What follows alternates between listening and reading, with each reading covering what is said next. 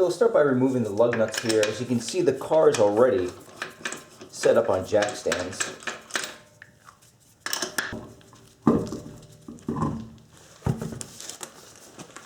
Now to loosen up this axle nut, what you want to do is look for the section where the bolt is crimped or squeezed in, and you want to pry that up. Once you do that, have someone squeeze on or press on the brake pedal, and you'll need to loosen up this axle nut. In this case, it's 1 1/4 inch, so what we'll be using is a breaker bar.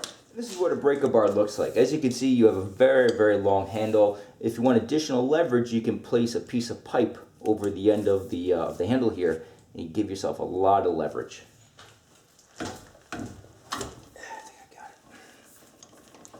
Okay. Now the location of the front diff fluid is right in front of the automatic transmission oil pan, if you have an automatic transmission.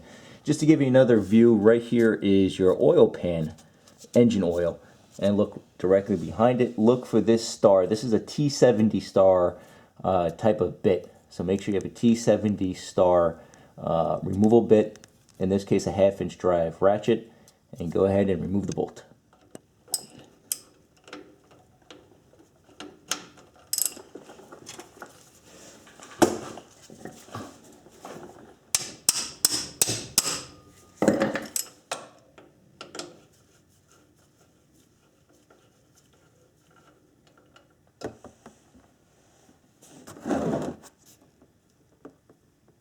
Right back here, you have your stabilizer link. You need to remove this bolt. I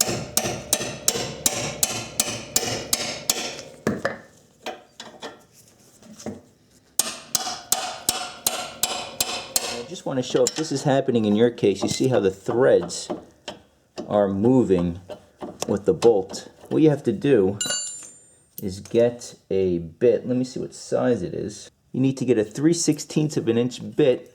You place it at the end, or on the end.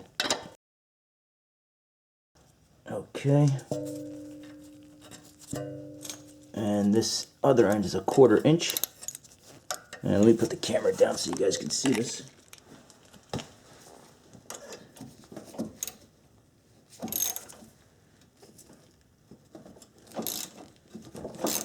And then once you have the stabilizer link out of the way, in this case it was pretty beat up, so I'm just going to replace it with a new one.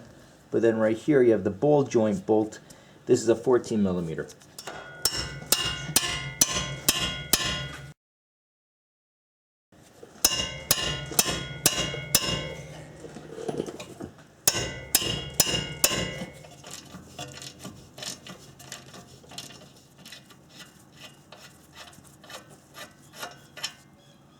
Now looking at the rotor here, on the right you have a brake caliper.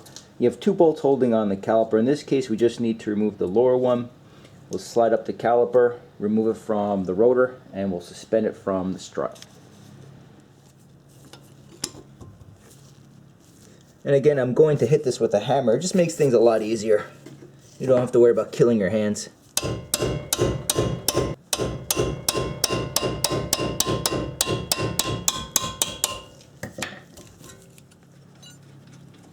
Okay, so there's your bolt, like so, and we'll remove the caliper from the housing. And in this case I just ended up using 2 bungee cords to keep this really secure. Of course, remove your brake pads, which these are a little low, but we'll probably replace it since we're doing this right now. And then on the back you have 2 bolts. So let me see if I can angle this right. You have one right there, and then another one right there. And these happen to be 17 millimeter. And again, use a wrench to help you knock these bolts loose because they can be really tight.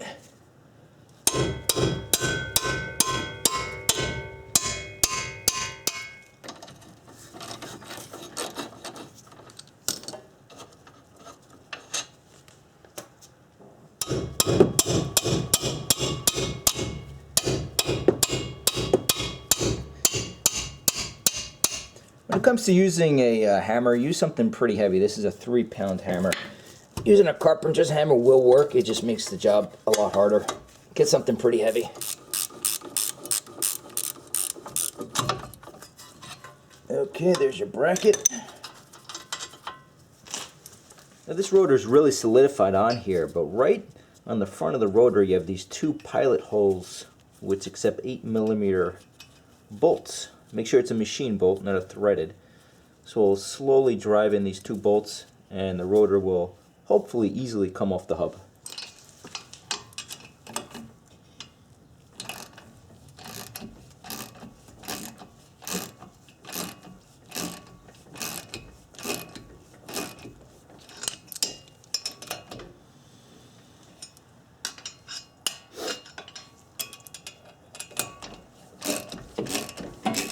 And that's it. Now it's nice and loose. That's really the easiest and the fastest way to take this off. Let's just dry these out first. Okay. Now right here we have the tie rod assembly. The tie rod is attached to the hub using a castle nut and a cotter pin. So we'll remove both of those items, remove the tie rod from the hub, and then we're almost there to get the axle out of the vehicle.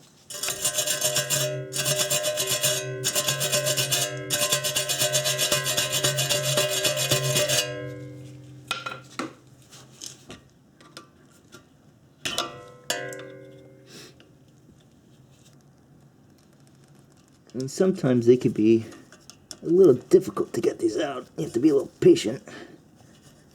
If you can get this little end out to grab with these type of wire pliers or wire cutters, needle nose pliers, whatever you have, that's really the best thing you can do.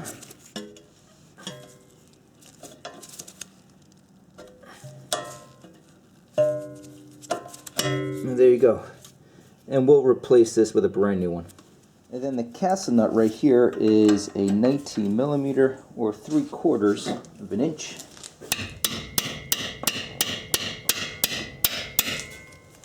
Now if you don't have a separator tool, you can actually rent one from your local auto parts supplier, or what you can do is leave the bolt still on, get yourself a heavy hammer again, and just give it a good whacking. I just want to quickly note, if you're taking off the castle nut and the stud inside is also moving, what you can do is just take the bottom of the tie rod and push up as hard as you can. I don't know if it really makes a difference, but this is what I do.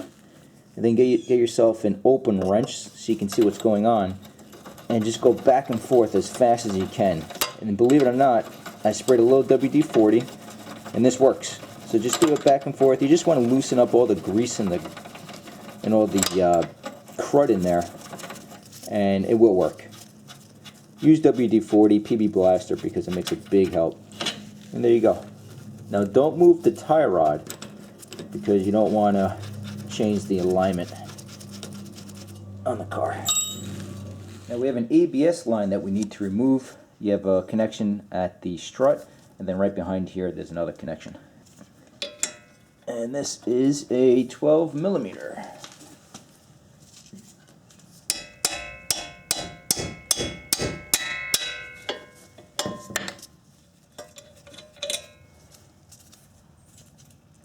Okay.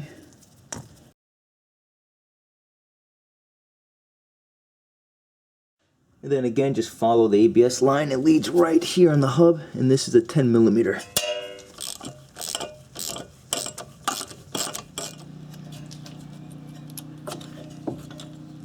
Okay. Now you have two bolts holding on the strut to the hub assembly here. If you take a look, you have an inscription. What you want to do is make a marking the top and the bottom, because when you reinstall everything, you want the alignment to stay intact. So what I'm going to use is just a nail setter and a hammer. I'm going to do this with the camera out of the way because the camera is actually in my way. In fact, actually, let's see, right about there. I'll do it one more time. Okay, so I can clearly see that. And I'll do another one right there. This is a 19mm, and I'm using a breaker bar, again, to remove these.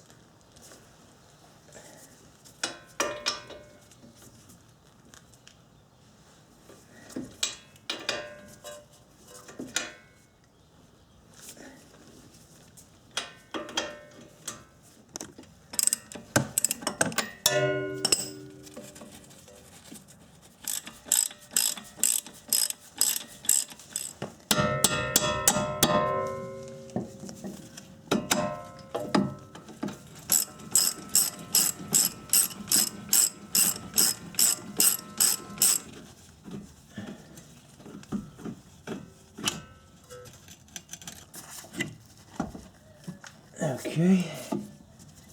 Now if you've set a point or a mark on the bolt and it's a little hard to see, these bolts can also be very, very greasy. I actually just cleaned this off with a wire brush.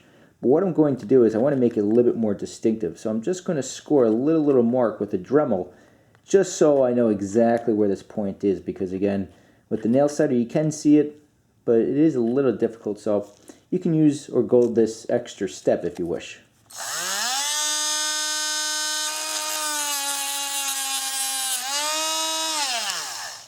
And there you go. And then we'll just remove axle from the hub here.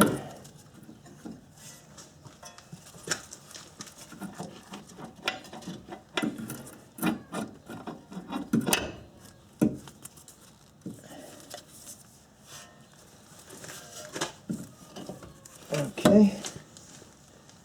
Now this is where the drive shaft meets the diff, or the front diff in this case. So we need to dislodge it. We'll use a crowbar.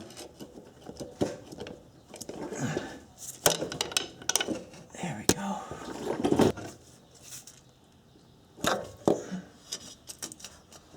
Now once you remove the drive shaft, there's a diff seal that we need to replace. And to do this, I'm just using a seal removal tool. And there it goes. So right here is our brand new Subaru diff seal. What you want to do is apply a little bit of gear oil to the back. And this is a tool made specifically to drive this seal back into the diff case. I'll include the part number if you are curious on purchasing this tool. But it's just nice to have, makes the job a little bit easier.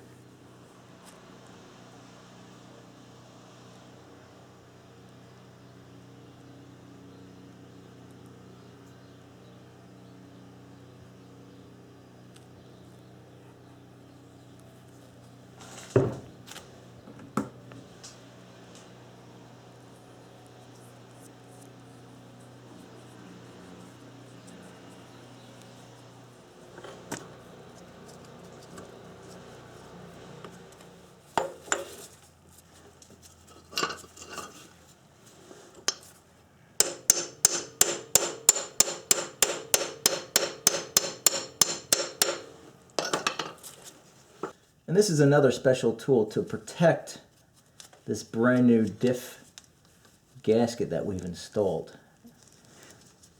So what we're going to do is slide in the axle here.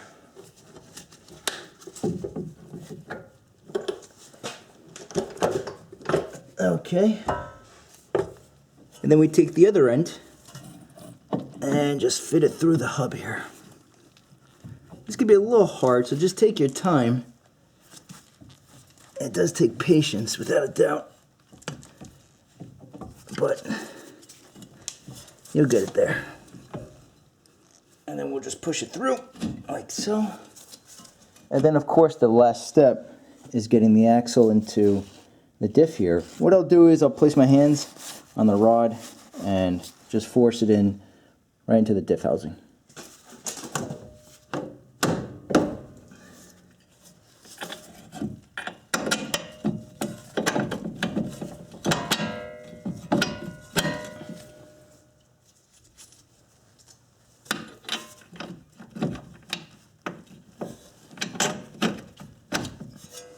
Now we place the strut bolts back on here. We'll line up the marks, and then we'll use a torque wrench to tighten these bolts down to 115 foot-pounds. We'll line up the alignment marks. So our alignment marks are right on the money. They've also done for the bottom one. So now we're ready to tighten these to 115 foot-pounds.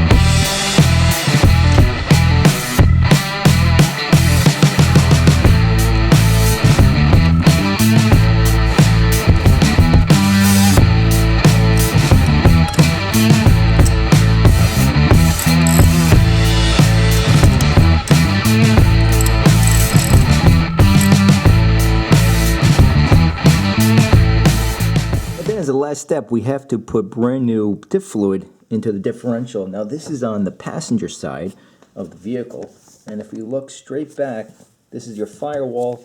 Just look straight down, and right there is where the dipstick is located.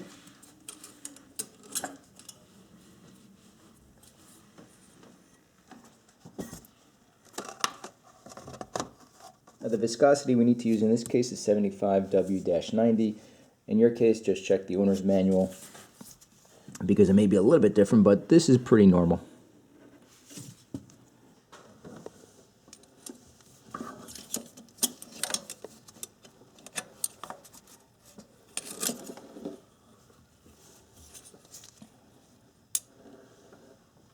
And if you take a look, we're right below the F for the full line, so we'll add a little bit more and we'll be in good shape.